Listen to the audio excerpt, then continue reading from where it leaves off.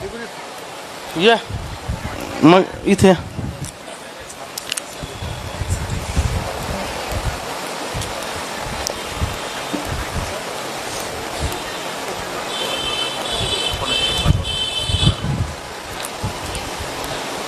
आज आपल्या अन्नत्याग आंदोलनाचा दुसरा दिवस संपतो आहे. संध्याकाळ झालेली आहे. दिवसभर हजारोच्या संख्येने शेतकऱ्यांची आज गर्दी या ठिकाणी पाठिंबा द्यायला होती. सगळ्या स्तरातनं आपल्याला या अन्नत्याग आंदोलनाला, या मुद्द्याला, कर्जमाफीच्या विषयाला पाठिंबा मिळतो आहे. तर आजही प्रशासनाचं कुणी आपल्याकडे आलं नाही आणि त्यांची जी हालचाल आहे ती आंदोलन मोडायचं, किती दिवस बसू द्या, सडतील तर सडू द्या, अशी त्यांची भूमिका आहे. आणि लगेच आता इलेक्शन नाही, त्यामुळं लगेच काही निर्णय घेतलाच पाहिजे असं त्यांच्या दृष्टीने काही आवश्यक त्यांना वाटत नाही. बाहेरचे शेतकरी सगळे आत या ना, आत येऊन बसा. सगळे शेतकरी जे उभे आहेत सगळे बाहेर खुर्चीवर बसलेले, सगळे कंपाऊंडमध्ये या. त्यामुळं त्यांनी संध्याकाळपर्यंत तर टीमच पाठवली नव्हती तपासायला, कालपासून बसल्यावर. हां, मग आम्ही सकाळी पत्रकार परिषदेमध्ये आरोप केला की बातम्या आल्यामुळे त्यांनी मग कशी बशी कुथत काथत एक मेडिकलची टीम पाठवले. पोलीस बंदोबस्तही नव्हता. आता हे आम्ही मीडियात बोलल्यामुळे एक का दोन पोलीस आता आले. हां,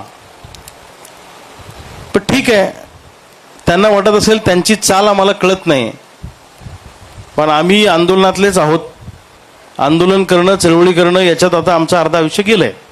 त्यामुळं कोणतं आंदोलन कसं हाताळावं, छत्रपती शिवाजी राजांचा युद्धनीतीचा नियम, हा नियमच आंदोलनाला लागू पडतो, कारण हे युद्धच आहे. त्यामुळं त्यांनी किती खेळ्या केल्या तरी आंदोलन थांबणार नाही. आंदोलन चालू राहील आणि त्यांना आपला बळी घ्यायचा असेल तर ते बळी घेतील, काय अडचण नाही. कारण आता तशी शेतकऱ्यांसाठी राजकीय पक्षांच्या व्यतिरिक्त भांडणारे आम्ही 2-4च लोक राहिलो शिल्लक सरकारच्या विरोधात. त्यामुळं एकदा खटका मोडूनच टाकू रविकांतचा, असं पण त्यांच्या डोक्यात असू शकतं. तर ठीक आहे, शेतकऱ्यांची ताकद मोठी आहे का सरकारची ताकद मोठी आहे हे दाखवून देऊ त्यांना आपण. आज राज्यामध्ये ठिकठिकाणी आंदोलनं झाली. नांदेडला आंदोलन झालं, लातूरला आंदोलन झालं, हिंगोलीला तर भरपूर ठिकाणी आंदोलन झालं. वाशिमला तर एका शेतकरी पुत्रांनी स्वतःची मोटरसायकलच पेटवून दिली आज, नवी कोरी गाडी, या आंदोलनाला समर्थन द्यायसाठी.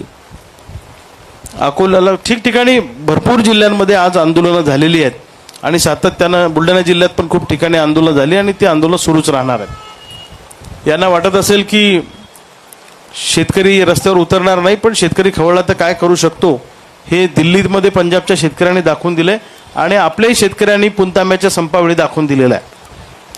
त्यामुळं मी शेतकऱ्यांना आवाहन करतो की आता कच खाऊ नका. आता मोठ्या संख्येने रस्त्यावर उतरा. तसे आता पेरणीपर्यंत काही आपल्याला काम नाही आहे. त्यामुळं हा वेळ सगळा कर्जमाफीच्या या पीक विम्याच्या आंदोलनामध्ये घालवा अशी माझी शेतकऱ्यांना विनंती आहे. या आंदोलनाला आत्ता पाठिंबा देण्यासाठी जिल्हा परिषदेच्या माजी सदस्या डॉक्टर ज्योतिताई खेडेकर आलेल्या आहेत. जिल्हा परिषदेचे माजी सदस्य शिवसाई परिवाराचे सर्व मान्य DS लहाने सर आलेले आहेत. त्याचबरोबर राष्ट्रवादी काँग्रेसचे नेते आणि कर्मचारी संघटनेचे नेते माननीय PM भाऊ जाधव आलेले आहेत. आमचे माजी ZP सदस्य सावजी साहेब आलेले आहेत. प्रभू भाऊ काळवागे आहेत, शिंदे सर आहेत. भरपूर मंडळी या ठिकाणी पाठिंबा देण्यासाठी आलेली आहे. सगळ्यांचं मी स्वागत करतो आणि ज्योतिताई खेडेकरांना विनंती करतो की त्यांनी आपल्याशी संवाद साधायचा.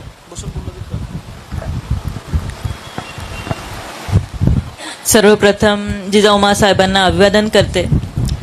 कुठलंही आंदोलन म्हटलं किंवा कुठल्याही याची सुरुवात म्हटली तर आपण आपल्या इष्टदेवतेला अभिवादन केल्याशिवाय सुरुवात करत नाही.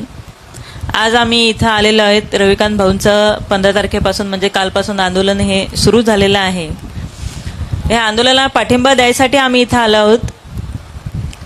आपल्या सर्वांना माहितीच असेल की 12 जूनला पंढरपूरमध्ये रोहितदादा पवारांनी, आमचे नेते जे आहेत, त्यांनी पंढरपूरला आंदोलन सुरू केलं होतं. त्यांनी आपल्या ज्या शेतकऱ्यांसोबत जो अन्याय होत आहे, सतत अन्याय होत आहे, भाजप सरकार प्रत्येक वेळेस इलेक्शनच्या आधी त्यांना मोठे मोठे स्वप्न दाखवले जात आहेत की आम्ही कर्जमाफी करू, शेतकऱ्यांचा 7/12 कोरा करू, इथपर्यंत त्यांची आश्वासनं असतात. पण जेव्हा सरकार येतं तेव्हा फक्त शेतकऱ्यांच्या तोंडाला पानं पुसली जातात. पण यावेळेस असं न होता आपण सर्वांनी इथं बसलेला प्रत्येकजण हा शेतीशी निगडीत आहे. आपण सगळे शेतकऱ्यांचे पुत्र आहोत. मी असो, रविकांत भाऊ असो, तुम्ही असो, आपण सगळे शेतकरी आहोत. आणि किती दिवस शांत बसणार आहात हा प्रश्न माझा प्रत्येकालाच आहे. किती दिवस असं शांततेत बसून आपण हे सगळं अन्याय सहन करायचं आहे? आपल्याला जर या अन्यायाविरुद्ध लढायचं असेल तर रस्त्यावरची लढाई लढण्याशिवाय पर्याय नाही आहे, हे या आंदोलनातून आपल्याला सिद्ध करायचं आहे. जसं रोहितदादांना आम्ही सपोर्ट करायला, त्यांना आम्ही पंढरपूरला होतं, मी आज सकाळीच पंढरपूरहून परत आली. ते आंदोलनही आम्ही थांबवलेलं नाही आहे. ते आंदोलन फक्त स्थगित झालेलं आहे आणि तेही फक्त चर्चेसाठी त्यांनी वेळ दिलेला आहे. आणि आमच्या रोहितदादांनी तेव्हाही आपण सगळ्यांनी ऐकलं असेल, दादा जी टीम येणार आहे त्याच्यामध्ये रविकांत भाऊ आपलंही नाव असावं असं रोहितदादांनी त्यांना सुचवलं, कारण आपण शेतकरी नेते आहात आणि आपणही त्याच्यामध्ये असणं आग्रही आहे. रोहितदादांनी त्यांना सांगितलं की रविकांत भाऊंना पण सोबत घ्या, कारण हा विषय कोणत्याही एका पक्षाचा किंवा कोणत्याही एका व्यक्तीचा नाही, तर हा जेवढेही आपण शेतकरी बांधव आहोत आपला सर्वांचा हा विषय आहे. या विषयामध्ये जर आता आपण पुढाकार नाही घेतला, आपण जर आता कमजोर पडलो तर भविष्यामध्ये आपल्यावर अन्याय हा होतच राहणार आहे. म्हणून आपल्या सर्वांना मी विनंती करते की रविकांत भाऊच्या पाठीमागे उभे राहा. जोही शेतकऱ्यांसाठी लढतो आहे त्या सर्वांनी मिळून जर केलं तरच हे होणार आहे. आणि ही लढाई बरोबर आहे, ही लढाई अशी बसून नाही जमणार आहे. ही लढाई रस्त्यावर उतरल्याशिवाय लढल्या जाणार नाही आहे. ही लढाई लढायसाठी आपल्या सर्वांनाच रस्त्यावर उतरावं लागणार आहे. म्हणून तसे नरेश दादा सकाळीच येऊन गेले. आमच्या राष्ट्रवादी काँग्रेसतर्फे दादांनी जिल्ह्यातून सपोर्ट दिलेलाच आहे. तसेच आज आम्ही इथं आम्ही सर्व आपल्याला या आंदोलनाला पाठिंबा देण्यासाठी इथं आलो आहोत.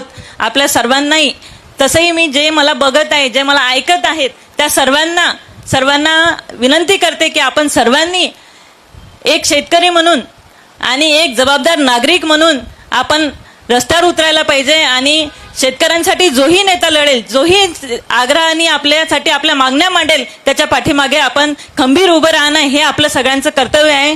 एवढं बोलते आणि थांबते. धन्यवाद. धन्यवाद. ज्योतिताई इथं आल्यात, तुम्ही पाठिंबा दिलात त्याबद्दल मनापासून धन्यवाद. अतिशय चांगलं मनोगत त्यांनी या ठिकाणी व्यक्त केलं. सन्माननीय PM भाऊ जाधव यांना विनंती करतो की त्यांनी आपल्याशी संवाद साधायचा आहे.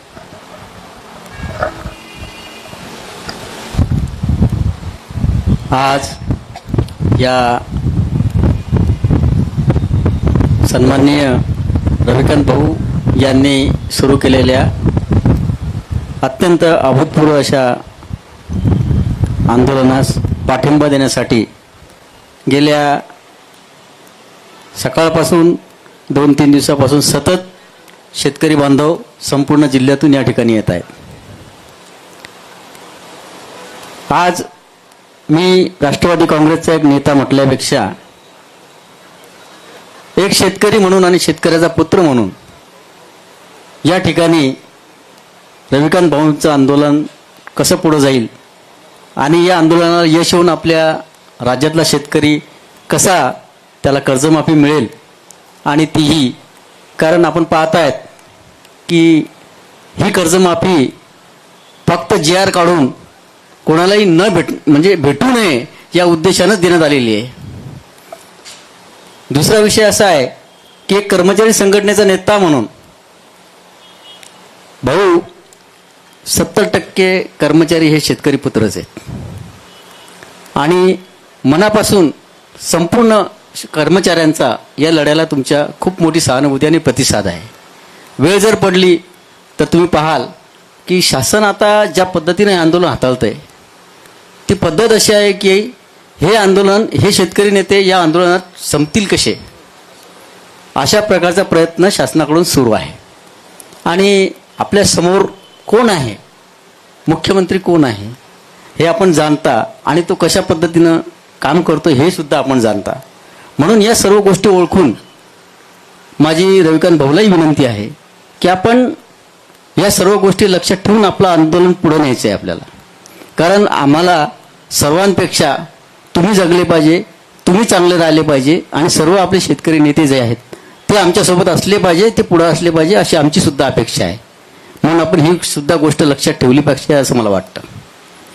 कर्जमाफी देताना आपल्याला मी एक सूचना पाठवली होती, आपल्याजवळ येते, की त्या GR मध्ये 30/9/2025 जे शेतकरी थकीत होतात त्यांनाच कर्जमाफी द्यायची. ही 30/9 तारीख कुणी शोधली?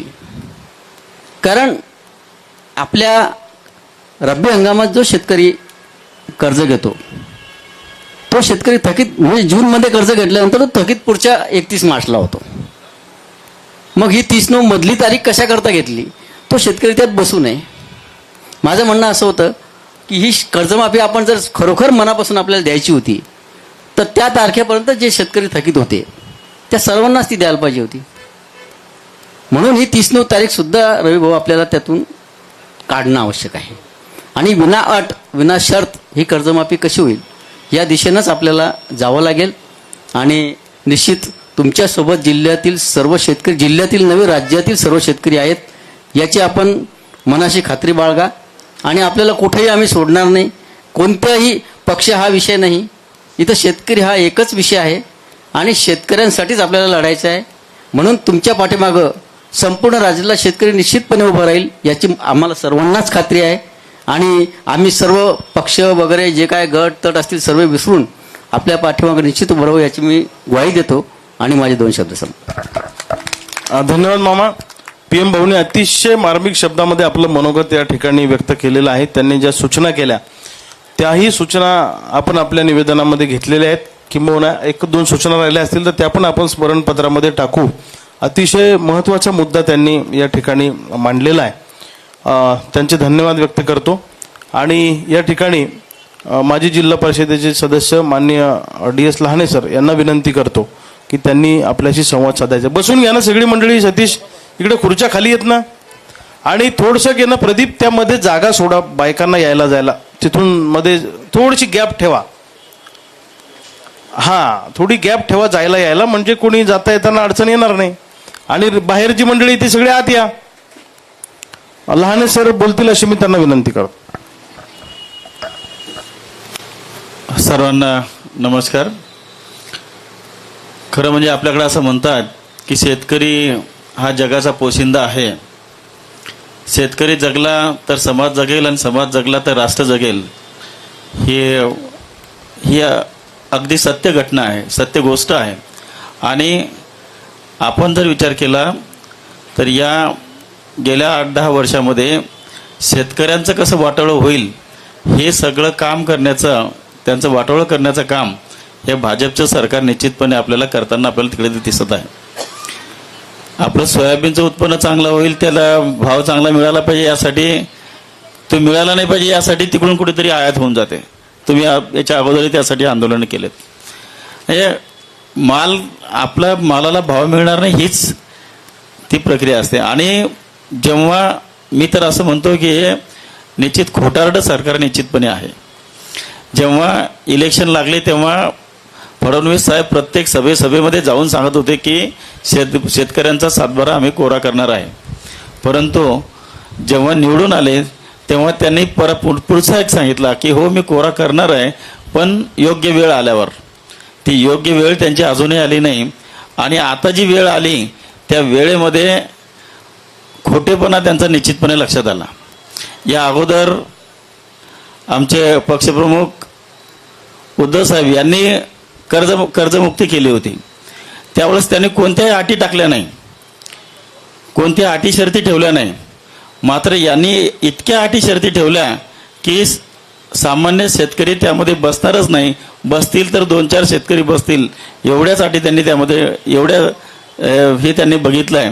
आणि त्यामुळं ही जी कर्जमुक्ती त्यांनी कर्जमाफीची घोषणा केलेली आहे, मोठमोठे आकडे फक्त दाखवलेले आहेत, ते आकडे फक्त कागदावरच राहणार आहे, प्रत्यक्ष शेतकऱ्याला त्याचा कोणताही लाभ मिळणार नाही.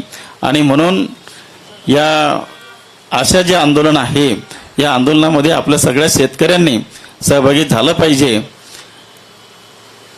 कारण शेतकऱ्यांचा जो कोणी आवाज उठवतोय, तुम्ही आता सांगितलंय की हे आंदोलन कसं दडपण्याचा प्रयत्न आहे, जो कोणी आवाज उठवतोय त्याला एकतर दडपण्याचा प्रयत्न, एकतर त्याला स्वतःच्या पक्षात घ्यायचा प्रयत्न, नाही तर मग त्याला त्याचा आवाज बंद करण्याचा प्रयत्न हे सरकार निश्चितपणे करतंय.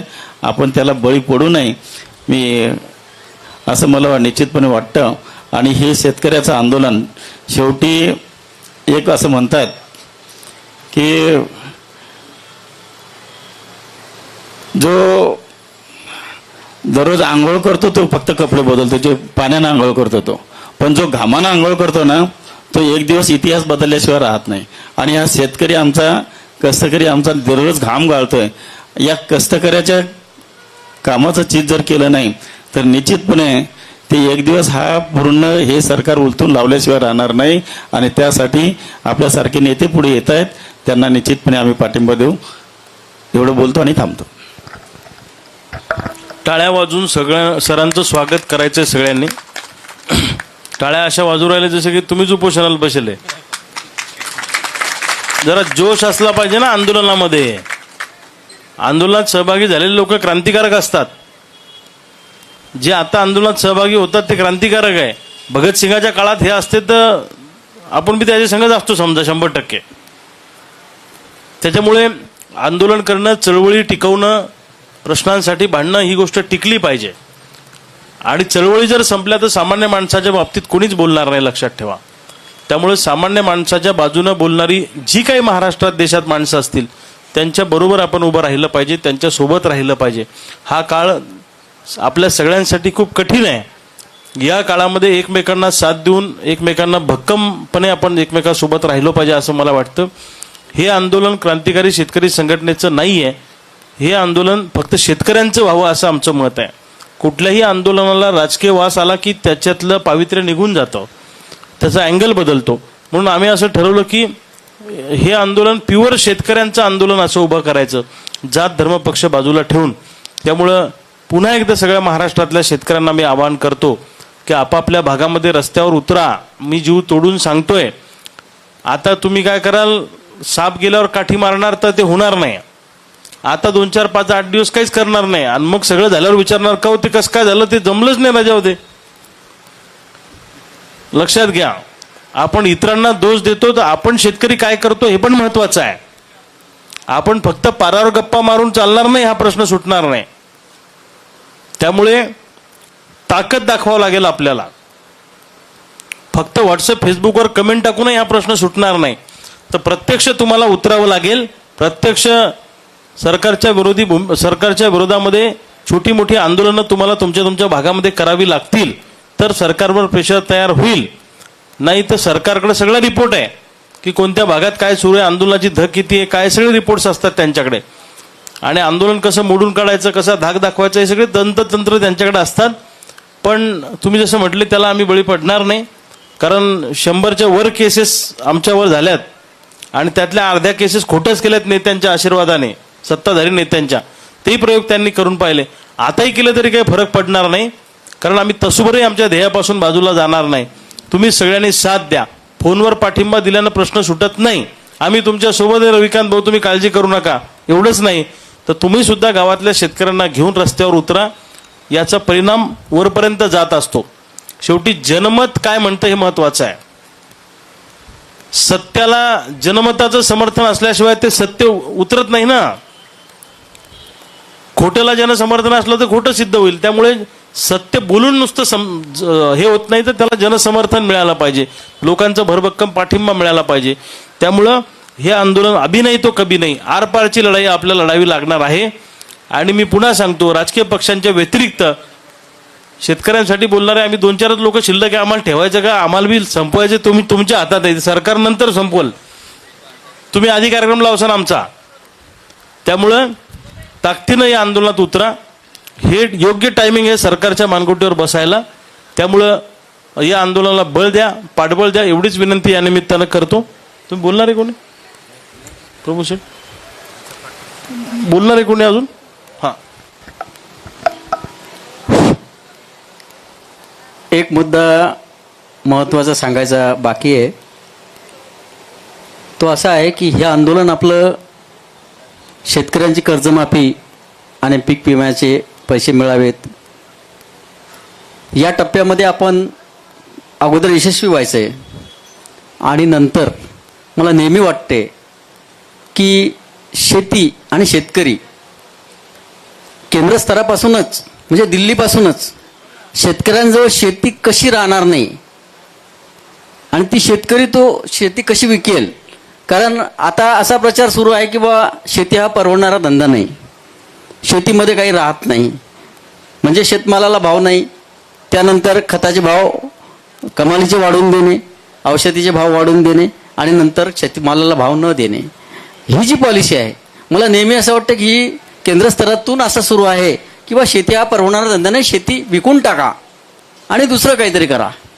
असा एक मानसिकता शेतकऱ्यांची तयार करून ही शेती शेतकऱ्याजवळ कशी राहणार नाही अशी एक फार मोठं षडयंत्र हे मला वाटतं केंद्रातून सुरू आहे. आणि ही जमीन अदानी अंबानी सारख्यांच्या हातात जाऊन हा शेतकरी शेतमजूर कसा होईल अशा प्रकारचे प्रयत्न चाललेले मला दिसत आहेत. म्हणून हा सुद्धा मुद्दा सर्व शेतकरी नेत्यांनी राज्यातल्या लक्षात घेऊन आपली दिशा ठरवली पाहिजे असं माझं स्वतःचं मत आहे. आणि मला रवी भाऊंना विनंती आहे की ते निश्चितच ज्या वेळी वरिष्ठ स्तरावर ते त्यांच्या शेतकरी नेत्यांसमोर म्हणा किंवा धोरणात्मक बाबीमध्ये बसतील त्यावेळेस त्यांनी हा मुद्दा आपल्या डोक्यात ठेवून पुढची कारवाई पुढची दिशा ठरवावी असं मला स्वतःला वाटते. एवढं बोलून मी थांबतो. धन्यवाद PM भाऊ. तुम्ही जे मुद्दे सुचवले ते 100% पुढच्या सगळ्या आंदोलनामध्ये घेण्याचा प्रयत्न आपण करू. तुम्ही आलात, तुम्ही पाठिंबा दिलात, आमचं मनोबल वाढवलं, त्याबद्दल तुमचे सगळ्यांचे धन्यवाद. जी मंडळी खाली बसलेली आहेत त्यांचे सगळ्यांचे धन्यवाद व्यक्त करतो. दिवसभरामध्ये जथ्थेच्या जथ्थे शेतकऱ्यांचे आज येत होते आणि इथे बसायला जागा उरली नाही. हे सगळं ग्राउंड पॅक झालं होतं दुपारी. एवढी गर्दी आज शेतकऱ्यांची दुपारी इथे होती. तर अशीच साथ जर तुमची भक्कम राहिली तर सरकारला आपण झुकू शकतो एवढं मात्र निश्चित. थँक्यू.